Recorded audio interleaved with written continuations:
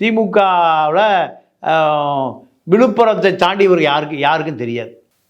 விழுப்புரத்தில் இருக்கக்கூடிய ஒரு அச்சகம், அந்த அச்சகத்தில் போய் உட்கார்ந்துருப்பார், பாப்பர் ஷாப்பில் உட்கார்ந்துருப்பார்.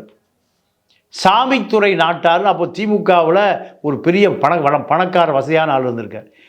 அதாவது கருவாடு எக்ஸ்போர்ட்டர் சாமி கண்ணு நாட்டார்.